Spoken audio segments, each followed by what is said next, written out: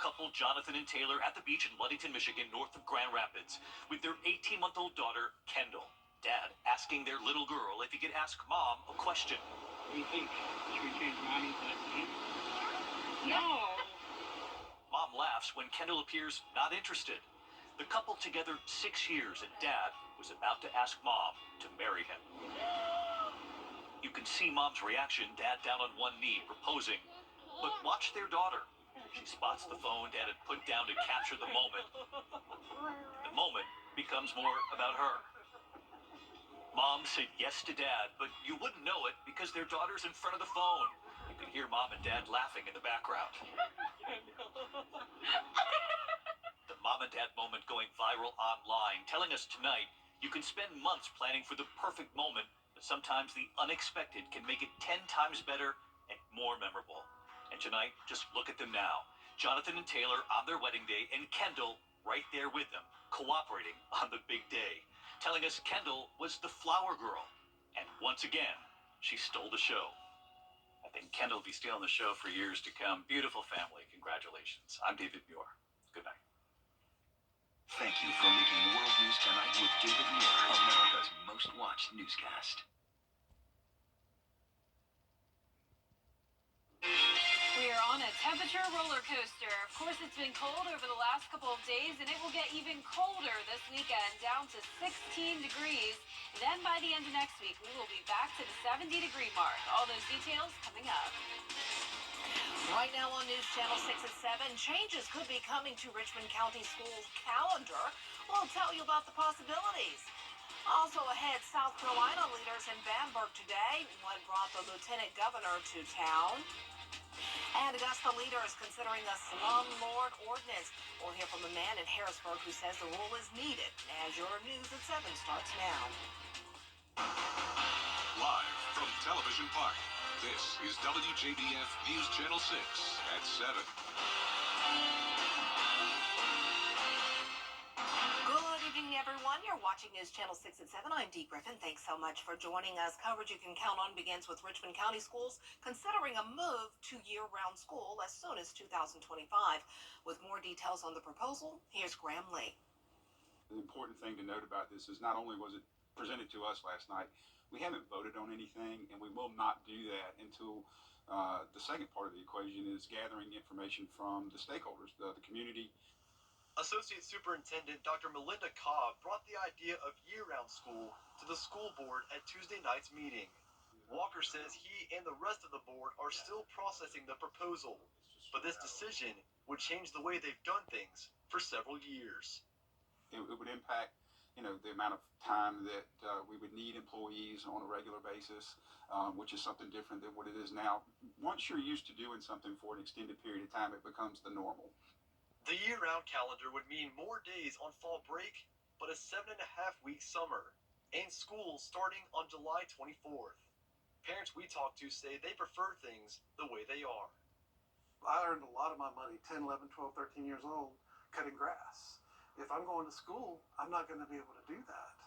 And that paid for a lot of toys, a lot of things that I did as a child because my parents didn't have a lot. We need to focus on the bigger problem now, which is teacher shortage, and trying to offer, more incentives, getting different, more teachers in the door, more diverse teachers to give our children, a more well-rounded education, and to be able to give viewpoints of different perspectives.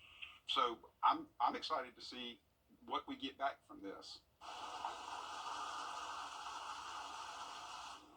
And that was Graham Lee reporting.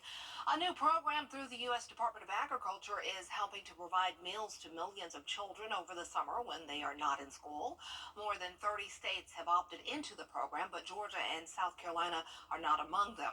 The Department of Agriculture announced that starting this summer, the Electronic Benefit Transfer Program, or Summer EBT, will be a permanent program offered to states. It provides low-income families with $40 a month per child over the summer to buy food at grocery stores and farmers markets, similar to SNAP benefits. Now, some lawmakers are criticizing Governor McMaster's decision not to participate. South Carolina is the 8th hungriest state. We know that food insecurity is a major issue in this state. It's something that we haven't addressed in any kind of meaningful way. And so when you reject these funds, then you're going to have to deal with the impact of kids going hungry on the streets of South Carolina during the summer months, which is a precious time for many of these kids who are out of school. Their parents are working. According to U.S. News and World Reports, both Georgia and South Carolina rank in the top 10 for states with the highest food insecurity rates. Here in the CSRA, if you are in need of food for yourself or your family, the Golden Harvest Food Bank is a great resource. Well, time now to look at a great resource for our weather information, and meteorologist Jenna Petracci joins us tonight with another cold night on tap for us. Yeah, Dee, I wish I had some warmer news, but it is staying cold. Not many changes for now. It'll be nearly just as cold as it was last night and early this morning. And right now, as we take a live look at our Terry Lambert Hyundai Skyview cam over at Augusta Regional Airport, notice it's another dry night. We're under mostly clear skies. Not much going on satellite and radar, just some high-level clouds passing by. We have high pressure overhead. That'll keep us dry and sunny, at least for the first half of our Thursday. But notice off towards the northwest, another low pressure system. This will slide into our area, bringing us a brief and very slight warm up and also a few showers late Thursday night. But in the meantime, no rain today. High of only 46 degrees. Didn't even make it to the 50s. Low of 21 in Augusta this morning. And right now, we're already seeing in those low 30s in a lot of spots. 33 in Augusta, Allendale at 36, 39 in Louisville, right at freezing in Swainsboro at 32, 34 in Edgefield, 35 in Crawfordville. Dew points also very, very low. We're seeing the single digits in some spots. Dew point of only 6 degrees in Waynesboro, 5 in Louisville. So this is a very dry and cold air mass overhead. Fortunately, unlike last night, we had some really breezy winds, and of course that makes it feel even colder. Now, winds are under 5 miles per hour, so at least it won't feel any colder than the actual air temperatures, and because of that, we no longer have a wind chill advisory in effect. There is, however, a special weather statement for Wilkes down to Emmanuel counties. This is for the upper teens and low 20s for the actual air temperature being that cold, and that, of course, causes the threat of some pipes freezing, so something to keep in mind once again for tonight. Low 30s over the next couple of hours, 27 in Augusta by 11 o'clock. So the low 20s return. We'll have a few showers early Friday morning, and as I mentioned, a brief warm up, but then getting even colder than this over the weekend. We've issued a Viper 6 alert day for widespread high wind chills on Sunday morning, and then a huge warm up coming our way next week. Definitely stay with us for all the details on that. But back to you, Dee. All right, thanks so much. Well, Grovetown is opening up a warming center tonight to help keep people out of the cold weather. The Liberty Park Community Center usually opens at 9 a.m. and closes at 9 p.m., but with freezing temperatures, they will open at 7 a.m. daily until further notice. They will offer a hot soup, bottled water, snacks, and blankets to those who need to use the facility. You know, we realize that not everyone has a warm place to beat the cold. Not everybody has a warm bed to lay their head down at night. So we want to give folks a place to come by and to get out of the cold and offer them some warm snacks and warm beverages to get them warmed up. We'll also hear from local shelters in Augusta on what they're doing to prepare for freezing temperatures. That's coming up tonight at 10 and 11 on News Channel 6. South Carolina Lieutenant Governor Pamela Yvette visiting Bamberg, South Carolina today. It was one of many stops focusing on economic development and rural communities. Aiken Bureau Chief Sean Cabbage-Stock was there. You know, when companies come to rural communities, it changes everything for a town and a county and a city. In the aftermath of last week's EF2 tornado, South Carolina Lieutenant Governor Pam Yvette didn't tour the damage. Instead, she toured Phoenix Specialty Manufacturing to highlight economic prospects in the area. Our cameras weren't allowed inside for security reasons. Met Phoenix when they were up in Greenville. They won a manufacturing award. And so I said, I'd love to come down and see what you're doing. So that's what's brought me here today, is just to see the great things that are going on. During the strategic tour, she highlighted the transformative impact of industrial development in rural areas and its positive effects. Her stop at Bamberg was one of many. Somebody makes investment in our small communities, little by little, all kinds of things start to change. Grocery stores start to look at coming here. Strip malls start to pop up. Builders get excited about building homes in those areas. Her vision extends beyond immediate challenges, addressing healthcare concerns and emphasizing the need for infrastructure development, including broadband access. Other companies see the exciting growth that happens and how communities, really make them part of everything that's happening. We know that that kind of news is very infectious. And South Carolina is where everybody's looking to grow, and we're looking to show them the success in these areas. The lieutenant governor plans to stop by the tornado-hit area to assess the damage, collaborating with the South Carolina Emergency Management Division. They're waiting word to see, what kind of funding and what they'll declare that incident.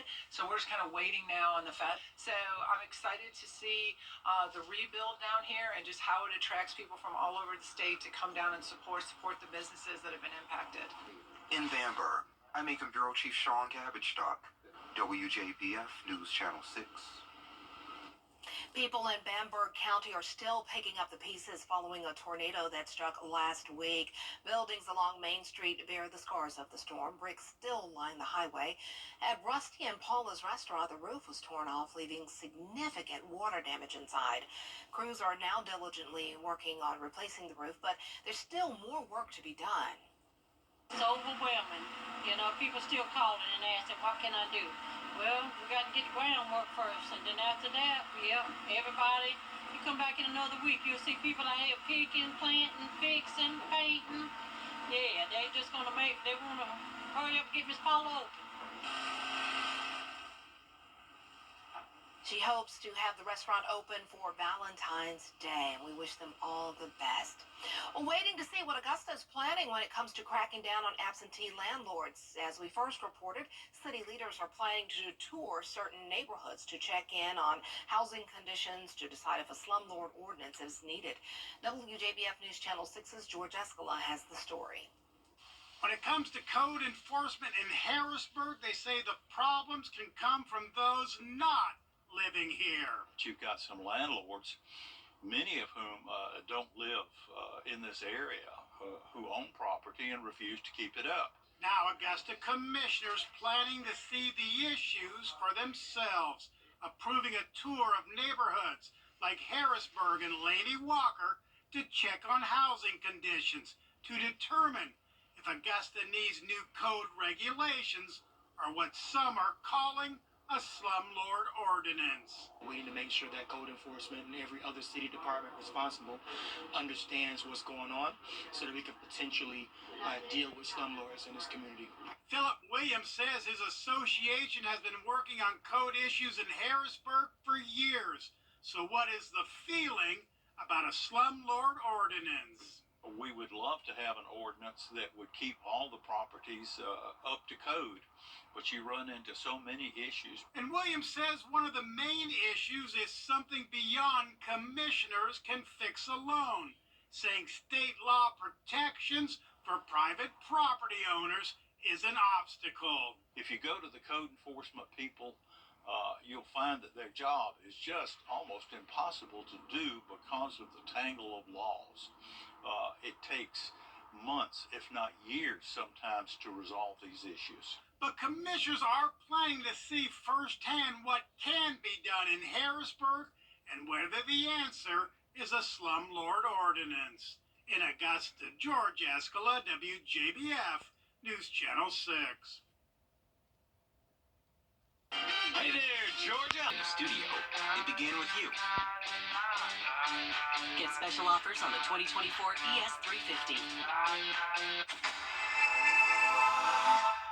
XCT Lily Allison Holker, 1 year after Twitch's passing, inside her new role. That was a big thing for our family. Plus, our Gail King and Charles Barkley exclusive next ET. Tonight at 7:30 on News Channel 6.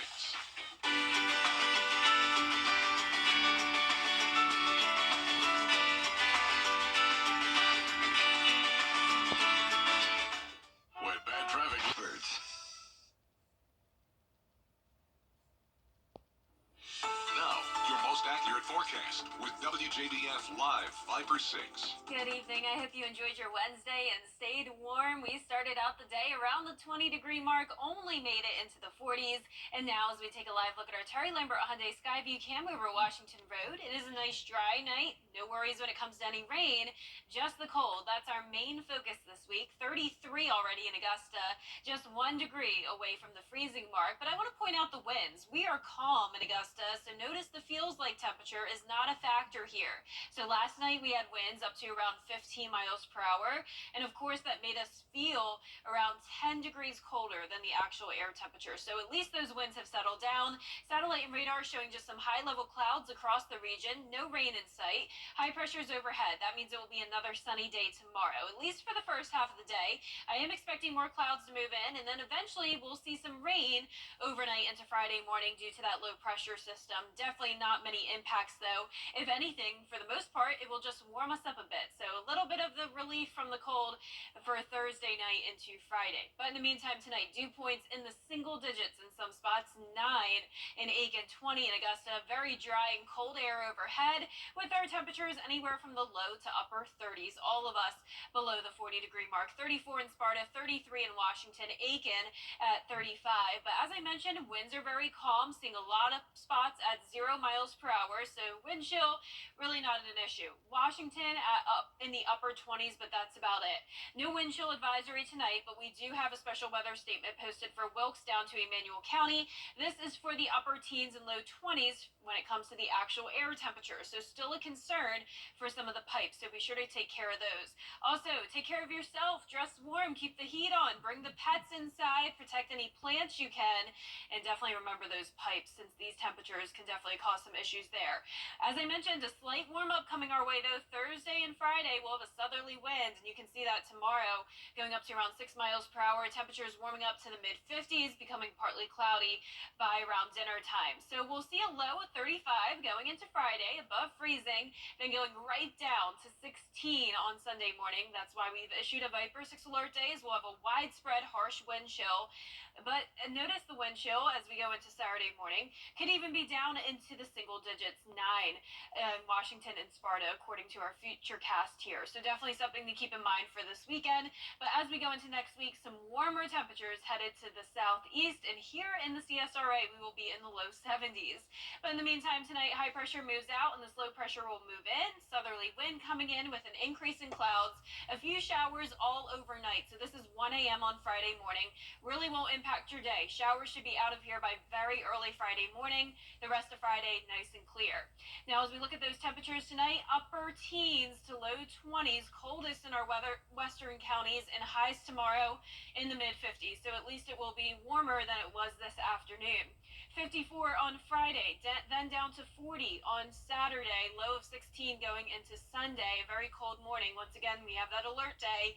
Then next week, some chances of rain, upper 60s to low 70s. And we'll be right back. How do you become the largest? The WJBF Live Viper 6 Skyview Network is sponsored by Terry Lambert Hyundai. Low prices, big selection, and committed to quality customer service.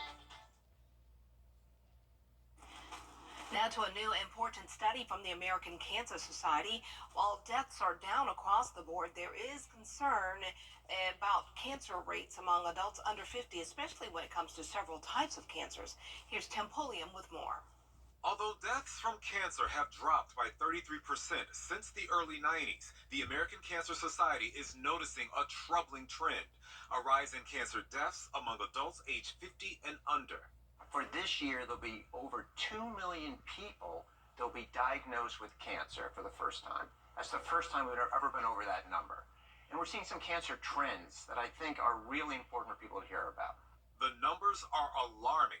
Colon cancer is now the #1 cause of death among men under the age of 50, according to the ACS.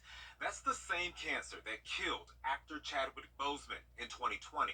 He was 43.